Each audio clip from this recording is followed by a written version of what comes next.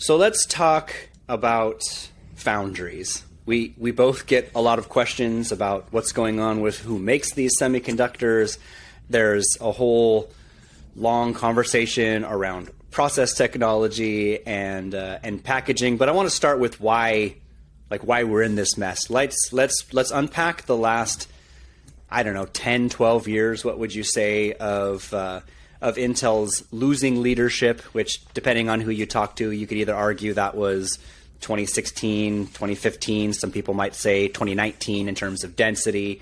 But regardless, like when you and I first met, I'm pretty sure our first conversation, maybe almost 10 years ago, was about Intel and Intel Foundry and just kind of the pickle that Intel found themselves in. And a lot of this is really relative to Moore's Law, right? You hear everybody sort of talking about this. Intel is back championing that Moore's Law is not dead, and they are the ultimate stewards of Moore's Law. You've got IBM and others talking about we're continuing to invest in increasing transistor capacity and density, and obviously foundries play a large role in that. But let's just start with kind of Moore's Law, and I'll sort of throw out two things to discuss. One was there, because this is where I think the slowdown really came from. How much weight do you put in the economic part of Moore's Law? Because I've actually had debates with people about this, where how much the economics were either a part of the day one thesis around this, or whether they were added, that it should technically get cheaper or cost per transistor should come down. But this is a debated point. But let's talk first about the economics, and then we'll talk about the technology. So how have you always thought about that? Is there a true economic angle of this worth analyzing, or should we focus mostly on, is it even possible to increase transistor density every 2 years? I think it is economics. I think economics is a big factor of this, because even if you go back before Intel, you go look at all the other foundries, Global Foundries, UMC, all the way down the list for the last 30 years, there's been a curve for Moore's Law, density improvements, and there's always been that corollary of Moore's Law, which says the costs are going to rise at a rate below the density curve, but close to it.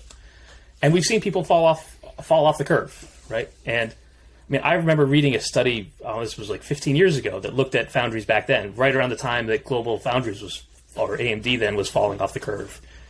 And it's just like, there's a clear historical pattern is not everybody can afford to keep up, and companies fall off, and so far, no one has ever gotten back on the curve. And so I think Intel's problems are very much around a long series of bad decisions they've made, but those are sitting on top of a layer of very challenging economics. And yes, that's going to determine what's going to happen. Yeah, I'm in the exact same camp. I think technology or tech process challenges weren't the reason why Intel went from tick-tock to tick plus. It was really because, one, the economics of investing what was then, right, 13 to 14 billion in a foundry, that's much more expensive now, didn't justify the number of premium the customers that they had who would pay for that innovation at scale, and essentially help them flow down the increasing cost curve of economics. And so you're right. I totally agree. There was technology challenges, architectural issues, but again, I think it comes back to the challenges of finding somebody to pay those premiums for leading edge, which again, right, I think is, to this point, right, I don't know where TSMC would be, to be honest with you, without Apple. I think Apple has independently funded their leading edge development. And without having a customer like that, who, for Intel, was Intel. Intel was the company that built leading edge chips, sold them to a market that was shipping 350, at one point almost 400 million PCs a year. And so by being that, right, their best customer for what was internally their foundries, it was easy for them to make that investment because they knew they were going to fill that fab to capacity. And then Intel's challenge was keeping capacity full, which meant you've got to elongate a current node. I think, we could go back in time and sort of, you could pick any random Intel CEO the last 5 or 6 of them, all talked about providing some foundry. None of them really committed to it, though. And so, we could have this interesting sort of counterfactual, counter-history conversation is what if whoever was CEO 15 years ago had actually really built a foundry capacity and forced the organizational changes to happen, whether or not, what that would have changed. We could have ended up in a world in which Apple turned to Intel for foundry. Right. But I think by the time Apple was getting into this, they even at that point, like 7, 8 years ago, whenever they started getting really, really close to TSMC, there wasn't really any other option. Arguably Samsung, but that's obviously complicated for a lot of reasons. Yeah. And so it's very tough. I think actually where it gets more interesting is to think about what this means for Intel going forward. Because I think there is the sort of the hard case and the not quite so hard case, which is, Intel gets the process back on track and then is faced with a bunch of really difficult economic challenges to actually make themselves and IFS competitive. And that's the best case scenario. Yeah. Because there's the harder case, which is just that they're screwed. And there's nothing they can do to fix this. Yeah. I think, Sorry, you're right. No. You're for the layperson, right? I think one of the interesting challenges about this is how so all right. So let's just back up. So we keep saying, like, everybody keeps saying Moore's law slowed down, and I just can't figure out why that doesn't just mean Moore's law's dead. So what's how would you say that? Because slowing down is death. I think. I mean, it's not following the same curve, so I don't understand why we just say it's no longer. Well, so first of all, you and I have been doing this long enough that we've heard this prediction, a million times each in the past, right? Moore's law was dead at 65 nanometer, 28 nanometer, right? This has always been around. I think, technically, you're right. If the law says that, Moore's law is performance improvement over time, then that part of it is broken. Right. I think when people say Moore's law is slowing, what they really mean is improvements in transistor density are still happening at some pace. It's not 18 months doubling. It's 5-year doubling or whatever the number is. And I think people are really looking at the transistor density side of that equation because those are still moving forward. But it's important to talk about it because I'm really starting to wonder how much more density we can get. Yes. It clearly cannot go to infinity or 1 over infinity. It's going to get but I don't know when those limits are. I'm not even going to try and guess, right? Because, like I said, everyone's been wrong for 20 years. I think the clear evidence is that density targets have been scaled back. I think you can directly pinpoint 2 of Intel's missteps to being overly ambitious in density, and you can pinpoint TSMC's continued efficiency as not being as aggressive with their density targets, right? So call it, instead of 2x, 1.7, 1.8x, where Intel really tried that absolute doubling. But, I have this debate with lots of people, including friendlies at Intel, and I think I've looked more toward how can we now understand Moore's law as it relates to increasing efficiency in both the process and then to some degree the package, right, that we're talking about. So if we look at efficiencies increasing, which again could be partially transistor density, keeping costs roughly flat, but having maybe a better power performance curve or something, right? Then essentially you can keep a progress that is an exponential jump or some percent jump every, whatever it is, 2-ish, 2.5, 3 years, depending on who you are. But I think my ultimate view, right, is that yes, you have to now look at it in that holistic area because, like I said, if you were just to look at the fundamental density increases over a time period, that part is gone. But that doesn't mean that we're still making innovations in package or process or efficiencies. That's still increasing some benefit on a annual, a 24-ish or longer month cadence. So I agree with that. I think it bears a little unpacking because there's a few things going on. One is just raw density performance. How much more dense can we make each transistor on each die?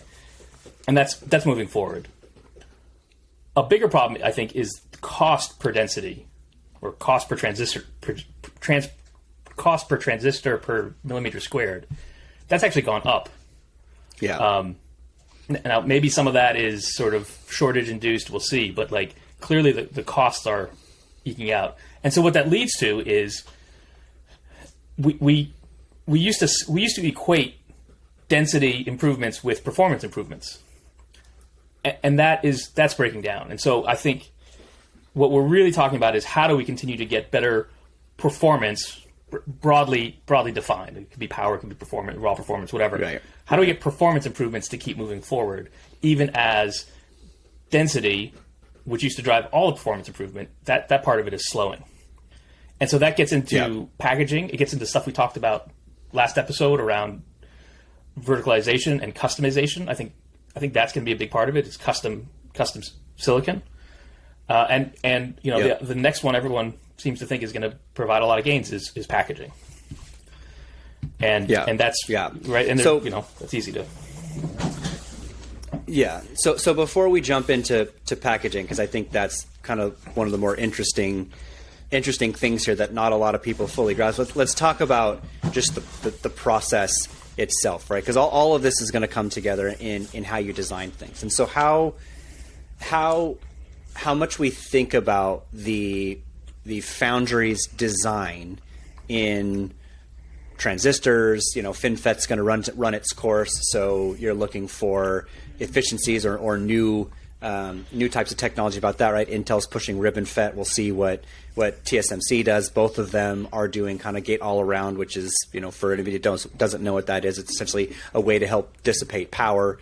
There's things that are going on how you design the underlying process itself that is looking to one first step in how we embrace a new process. So how when you think about just the way that foundries now are thinking about designing from a process standpoint, like what jumps out at you there? I think you hit the main ones. Like, how are we really thinking about microarchitecture, the tiny little nanoscale structure of each chip? How many transistors can we layer on top of each other? How do we fit them all together?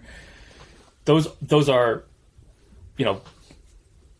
an area that we've had a lot of progress in the past before, but they've come sort of every decade, not every few years, and they're painful transitions. Like FinFET was an important sort of inflection point, right? I think FinFET is effectively what knocked Global Foundries out of all this, right? And now we're talking about another pretty significant change with gate-all-around and some of the other ones you mentioned. Like, these are tricky to do, not least because you're incredibly small.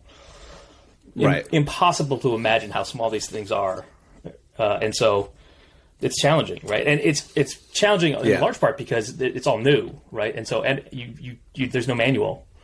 You're having some kind of bug. Right. You got to go talk to the physicists how to figure it out. And TSMC is pretty good has a process for this. Yes. Right? I'm not sure anyone else has comparable. Yeah.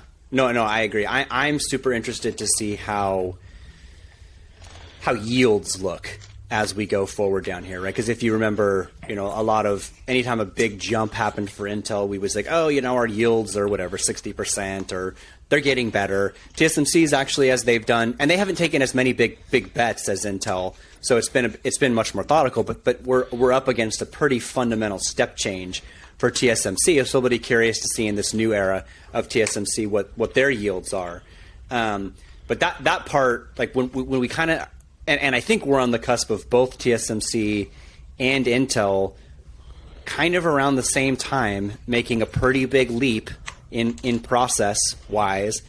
My hope is both of them do it well, because my concern is if one or the other has some hiccup in yields, that's going to put a huge strain on leading edge compute demand for a lot of players in the market, and actually be quite more painful than perhaps any time in history. Yeah, I think that's right. I mean, because as you were mentioning this, in the back of my head, I was like, oh, it's not a problem. TSMC is expert at, improving yields. But I don't think it's safe to make that assumption. We're talking about a pretty big structural change. And so it's going to be challenging. Yeah. And if you actually just going back to FinFET, like that change really was painful for people. It hurt everybody. And there was a pretty ugly year or two there where yields were down, costs were way off, and we're probably going to have something similar this time around too. Yeah, that's my worst case scenario game theory in the back of my head, that it's a real big step and both foundries hit an issue, and then leading edge is going to be tough for a lot of people. Yeah. I think we have to assume something like that happens. I don't think it'll be quite as bad as you think it does, but it's gonna be a problem at some point. Yeah, let me ask you, because we haven't actually let me ask. We've been talking a lot about Intel and TSMC. What do you think Samsung's prospects in all this are?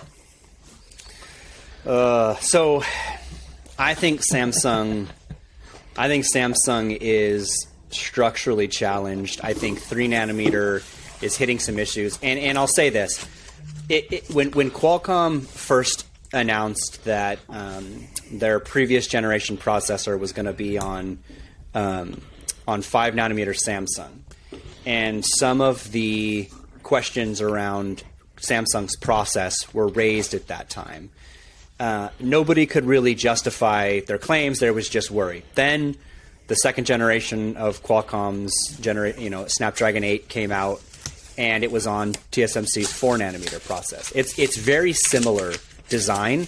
The one big change was process, and it is drastically better than the one on Samsung 5. And to me, that was a striking indictment on Samsung's foundries and their process. And right now, everything I've heard is similar lack of confidence in 3 nanometers. So I am sort of leaning toward the opinion that there will be 2 foundries left standing. In my grand thesis of there may only be 1 foundry left standing at the end of the day, but that would be tough for global needs. But let's just say there's 2, and that's increasingly going to be Intel and TSMC. I think if you'd asked me this 6 months ago, I was a little bit more worried about Samsung. I'm still worried, but not quite as acute. I actually think there will be 2 foundries, and it will be TSMC and Samsung. There's my prediction. I don't think it's a good debate. Honestly, and the reality is we need as many foundries to succeed as possible. I think a big question will be, one, is Samsung's 3 nanometer quality enough to help with the capacity shortages that TSMC has? Because like we were talking about sooner or prior to this, right, there is one customer who is absorbing roughly 50% of TSMC's 3 nanometer capacity over the next 2 years. So there's not a lot of 3 nanometer to go around when TSMC is kind of the only show in town. So obviously Samsung should hopefully get there before Intel. But I'm just worried that your Qualcomms, even your AMD, who doesn't make anything on Samsung as of now, but people who have used them in the past have lost a lot of confidence, and it's really going to have to be a real quality 3 nanometer, which again we don't know. But if it is, then I might change my opinion. But I think that's going to be the challenge. How good is that process? Because if it's not, it's a big bet for companies to make to use them. In light of potentially other options, or sticking at 4 nanometer and just improving your efficiency in your design. So I have to think that there are people at Qualcomm and the other big fabless companies who are actively doing their best with Samsung, right? I don't know this, but I suspect that Qualcomm has a deliberate strategy. They really want they want to make sure Samsung survives as a foundry. At least until Intel, if and when Intel is ready, then maybe that changes a little bit. But I think Qualcomm is very aware of not wanting to become entirely dependent on TSMC. Beholden, yeah. And I suspect I suspect some of the others are thinking about that too. Right? Because when I was at Qualcomm, I mean, they've done yeah. Because when I was at Qualcomm, we were there. We did 16 nanometer on Samsung, and then for the next one, we were switching to 10 nanometer at TSMC. Right, and that was 10 years ago, a little bit less. And so it was interesting. Like they made that switch once already to TSMC, and then they went back to Samsung. Like they're clearly willing to keep trying. I think if the problem is Samsung is a year behind TSMC, that's not great, but it's manageable. If Samsung is 2 years behind TSMC, then it starts to become a problem for customers. Right. And at that point, I think the bigger question than the customers is, does Samsung really want to be in the foundry business? And I think that's very much TBD. I think there's a lot of people at Samsung who just say, let's stop with customers and let's just do memory. Right? And so, dude, that I totally agree. Like when you look at the economics, and especially, again, it has to come back to this economic question of, can they get enough customers to justify that investment? I think, again, the main point being that if it's a quality process, and we know that TSMC is essentially giving a good portion of their leading edge, in this case 3 nanometer, to one customer, and that customer is Apple. If you're everybody else, you need an alternative. So if Samsung's 3 nanometer is really good, and then they get enough critical mass to justify that spend, then yes, right? Because it's not 3 nanometer that seals their fate. It's whether or not they're going to invest in 2 and beyond. That's right. And that, we just don't know yet. But that's the TBD. Yeah. I get asked a lot, like, what's the difference between Samsung and TSMC? Which would you choose if their process were the same? It's amazing how many people want to know this question. And there is a huge difference. Like, again, setting aside process, there's a huge difference in the level of customer support each company provides. TSMC has always provided capacity to outside customers. Samsung's Foundry didn't grow up that way. Samsung Foundry grew up as, we have one customer, internal. Right. And so their customer service muscle is not quite as developed as TSMC's, and that's as diplomatic as I can put it. And so, yeah. We're recording this on January 12th, and TSMC reported last night, and they said something really interesting on their call. They said, we're actually a service business. We're not a manufacturing company. We're a service business. And it's interesting. Like, if you think about all the work they have to do to get designs to production, and then all the debugging and that takes place afterwards, there's some truth to that. And I think that's an important shift in mentality. And I think TSMC can credibly make that claim. I don't think Samsung even thinks about it in those terms. That's not how they approach this. So yeah. I think you're right. Like, it's just it's unclear how long they stick around, how much pain they want to go through for this, and it's and then to the second, give up. Agreed. Because again, right? I mean, like I said, in the back of my brain, there was prior to Pat taking over Intel, I really just gave up on everybody, and I was like, there's going to be one foundry at the end of the day, and we just need to Armageddon this game theory for 2025 and beyond.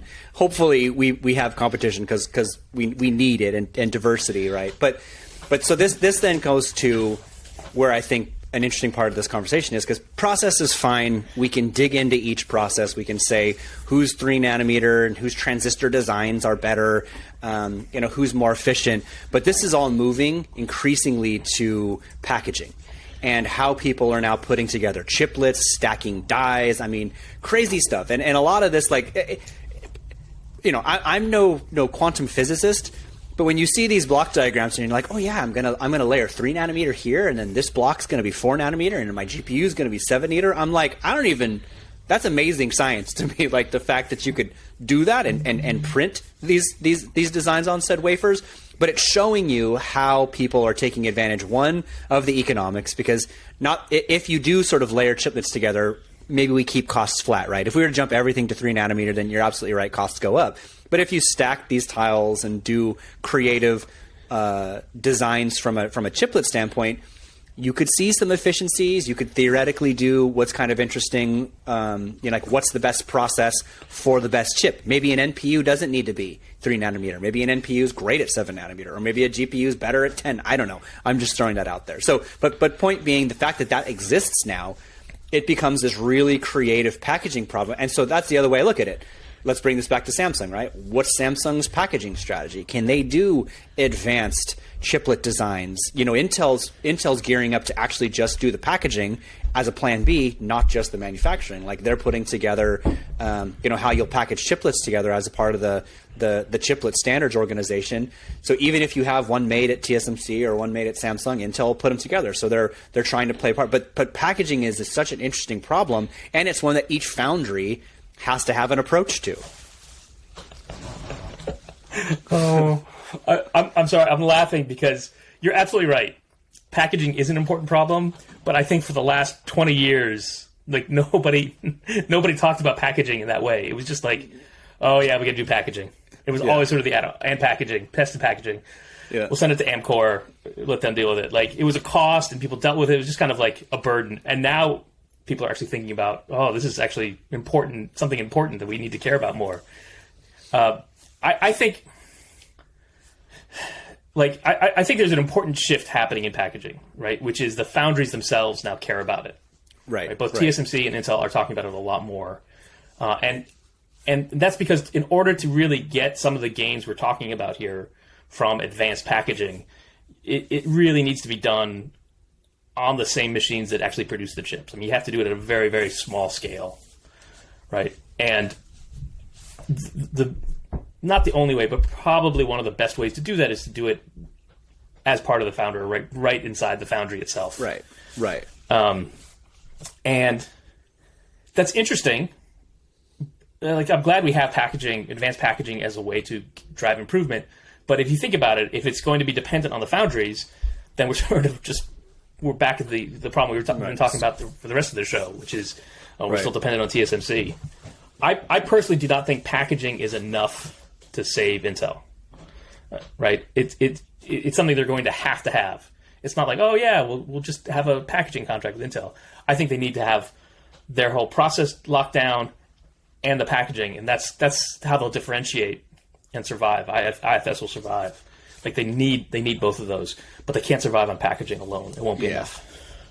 Yeah. Right. Yeah. No, I agree. I think those two things come into hand. But the way I think about this that's interesting for Intel is I don't. So Intel's not going to design the chips that go into our watches and our AR things and our the products of the future, right? Smartphones, whatever, right? They're not. That's not going to be an Intel branded product, but Intel could make them, right? So Intel might make the products for those from a foundry standpoint that do them, and then increasingly help with. And to your point about TSMC, they have also shifted their narrative toward services first, right? So being a partner foundry. So we'll see how that works, but that's part of their vernacular that they're strategically positioning themselves as from a services standpoint. But the point is, you're absolutely right? They need to be the ones who can manufacture, but also be the ones who help assemble those tiles. Because again, if Samsung's not going to do it, but you're still going to have your chip made at Samsung, but you want a process or a tile from TSMC or maybe even from Global Foundries. Intel wants to be the one that's going to help package those together as well. Obviously, they want you to use their foundry as well. But there's there's a gap in, I think, the assembly, right, of the packaging side that they're hoping to play. But I agree with you. It has to be both. It can't be one or the other. It has to be both, because packaging is one of the ways we're going to get over some of these process challenges from moving to 3 to 2. Even if we can get beyond 2 nanometer, right? Packaging is going to be a part of the solution that gets there. Yeah, I agree. I mean, they need to have. We're going to have better packaging. We're going to have more interesting things. But it's. Let's not forget, it's not a great business, right? There's a reason that we've outsourced it to low cost labor destinations for years, and some of this advanced stuff is higher value and higher priced. But again, that works into the economics. Like suddenly we have to start spending real money on packaging too. that affects the whole design planning process. Yeah. So I'm curious about this from your perspective, and this goes sort of to our discussion last time about verticalization, but also the companies themselves designing products in kind of this new process plus package world. Because I tend to think that you could theoretically have one of the most competitive silicon product environments with that reality, but it's completely dependent upon the quality of those architects sitting at NVIDIA, AMD, Apple, Broadcom, you name it, right? Because they have a lot of options available to them to do something creative, to design something for efficiencies or performance or whatever their goals are.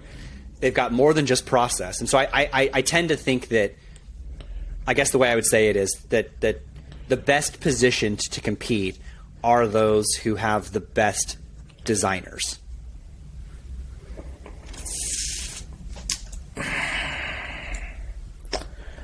I certainly agree that designers. You can disagree. That's fine. No. I certainly agree that designers and architects are very important. Not least because I suspect a fair portion of our audience is those people. So full credit to them. I wonder how much flexibility how much flexibility they have. Like they're right. Once you start designing a chip, there's only so many trade-offs you can make, right? Your design space gets fairly constrained fairly quickly, and so it's not an artistic process where you're like, oh, I'm going to do this, I'm going to add that. It's a lot more like, all right, here's my fixed budget of transistors, transistor size, budget, whatever, power budget, transistor budget. Like, how am I going to squeeze them all in? And for a lot of these things, like, decisions are made way ahead of time, right? Because we're all dealing with ARM and RISC-V cores, and those have certain dependencies that follow on from that. And so there's a finite design space here, and the best architects will add value by figuring out creative ways to make those trade-offs, but within a fixed window. And I think about this a lot because I was reading this debate on Twitter over the weekend about why is Apple's M series better than Intel. And it's not magic, right? They just traded off certain things for certain things. Intel has to serve its lowest common denominator of PC OEMs, and Apple was just able to say, all right, we're just building for Mac. Let's make trade-offs in a slightly different way that's going to give us an advantage, right? And so, in theory, Intel could design a chip that's as performative as the M1, but chose not to for mostly valid reasons. Agreed. And I mean, so I sympathize, right? Because you're right, Intel and others have to make decisions that appeal to the widest customer audience possible, and Apple does not have to do that because they are the only customer. And so that's why when Johnny Cerrucci and others and say, look, the silicon team is in lockstep with the software team and the hardware team, and we'll say this is our goal. This is where we want to be. In all three of those, they can all be aligned, and no one else can do that. I mean, it's just the reality, right? I mean, just the harsh truth is you can't do that, and that's very difficult to compete with. And that's where these comparisons are really challenging. Is it's not a true comparison. Apple has advantages that others don't. But right to the conversation it's we're not having, an Apple. It's not an Apple to Apple comparison. I was not going to say that. I was avoiding saying that for the very reason of the analogy. But that's where, I mean, again, that's to be honest with you, that's kind of where I think chiplets become interesting, because again, if you're AMD, if you're Intel, again, NVIDIA or others, you can actually do some really creative things with your product SKU on a chiplet architecture to, again, not be custom, but start to bite off more effective sections of the market. So theoretically, a low power performance chip is doable in a much more architecturally friendly way, and a performance one is just based on kind of how you're using those decisions for blocks, or like we were talking about. So, but that's a world for next year where chiplets really start to invade our designs. So we won't know, but that's at least my theory on kind of how chiplet and advanced packaging allows for better optimizations for segments of a market from someone like an Intel or AMD or their foundries. So I think it's not just a problem for Apple versus Intel. It's also who else has this problem is Qualcomm versus Apple, right? If you look at the performance of the A series versus Snapdragon, there's been a gap for years, and Qualcomm is not in a big hurry to close it because they have that same lowest common denominator problem too that we just talked about for Intel. And so I think it's an interesting challenge, and they're doing okay despite that. Yeah. I do think Agreed. It's interesting. Well, last week or 2 weeks ago, AMD launched their MI100. Yeah. Which is a whole bunch of chiplets. I mean, there's a lot of interesting stuff. There's a whole bunch of interesting stuff going on inside that chip. It's not just one thing. Yeah. I'm not exactly sure how well it's going to do, but it's exactly what you're describing. They're just the first to this chiplet race, and because there's a lot of stuff in that chip, in that package. Yeah. No, agreed. And it's interesting too because people wanted to say that Apple's fusing of the M1 Max and Ultra was a chiplet, but it's not. That was just a package that let these two chips compute together with almost no latency. But interesting, like I still have this sort of conversation with friends who are designers, whether or not Apple, is it a if or a when that Apple embraces chiplets for their designs? Because you could see it being something that they need to do if, again, process just slows down and it's going to take years to get past 3 nanometer. So get the most out of 3 nanometer, perhaps with advanced chiplet designs. But right now they're the only one not talking about it. In any, like AMD is, Intel is, others will. So I just find it interesting that specific to advanced packaging and chiplets, Apple's not in that conversation. I think that they're going to keep pushing down the path of SoCs and systems and packages because most of the things that they're doing in silicon benefit greatly from being at the most advanced node. That's right. I would say that everything in their SoC really needs to be at the most advanced node. I think where chiplets start to get more interesting is when you have some components that don't need to be at the most advanced node, where you're trading off for maybe power, you want a slightly higher node for whatever reason. I think that's where it gets more, unless we have some huge capacity crunch, which doesn't seem likely. But I think chiplets get more interesting when you're sort of mixing and matching process, where things don't really need to be as shrunk. Yeah. Right. And I'll tease a future episode because the other thing I like talking about is, again, all in a fully hypothetical world, is how much of differentiation in these designs comes from the architecture. Because, like I said, I agree with you. I don't think x86 is inherently, by design, power hungry. It's how it's been designed that you can make a fairly efficient x86 processor if you so chose, starting from scratch, etc. In the same way that I don't think just the pure answer to, well, how do we compete with Apple is ARM, because it's a great architecture.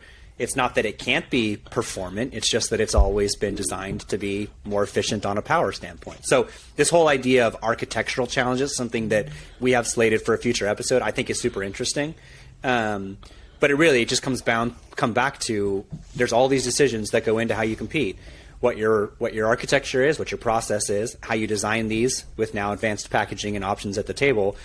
And like I said, where I think this is leading to is hopefully a very, very competitive silicon dynamic, because again, you do have all of these options available. Now again, whether you can get capacity from TSMC or from Samsung or whatnot is the greater challenge. But I feel like we're on the cusp of one of the most competitive environments for silicon than we've been in I don't know, the last epoch, 10 years, 12 years, whatever. I like the idea of that upcoming episode. Spoiler alert. Risk 5 Yeah. Risk 5 is going to save us all, right?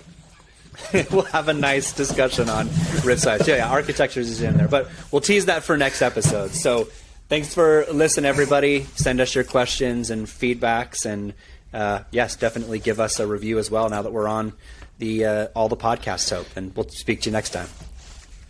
Thank you. Nice talking to you. All right, let's